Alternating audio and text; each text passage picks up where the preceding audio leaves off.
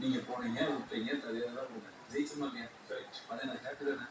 ஆனாலும் ஒஸ்ட்னு சொல்லும்போது ஒரு முத்துக்குமார் வந்துருச்சு இங்கே தான் நடக்குது வந்துருச்சு. சரி இந்த வாரம் ரொம்ப அண்ணன் டைட்டை பரவாயில்ல நினைக்கிறேன். அவர்கிட்ட தான் கேட்டேன் எப்பா நீ ஆட தெரியுமா ஆட தெரியுமா எப்பா இருக்கு என்ன அது ஆடி பார்த்ததுல நீ போயிருப்பாங்க எனக்கு கூட நீ கூட போனா எல்லாரும் போனேன். அப்போ அண்ணன் கல்யாணம் வரணும்னு தோணுது அண்ணன் பார்ட்டிசிபேட் பண்ணுறதில்ல ஒஸ்ட்டு பிளேயராக சொல்லுன்னு சொன்னாங்க.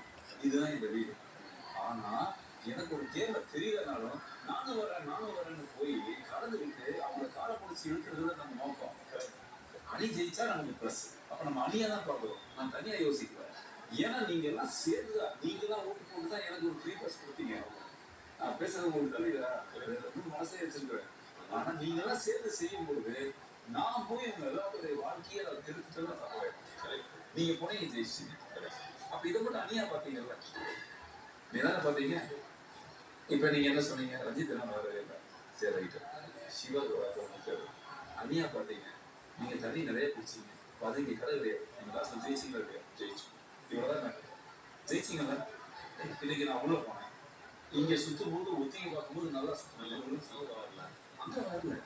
சரி டீம் ஜெயிச்சாரு ஜெயிச்சு அவ்வளவு எல்லா நாளைக்கும் ஒருத்தர் புனியவே இருக்க மாட்டாங்க. ஒரு நாளைக்கு மானம் இருக்கும். தீபுக்கு மற்ற விஷயத்துல பண்ணிருக்காரு.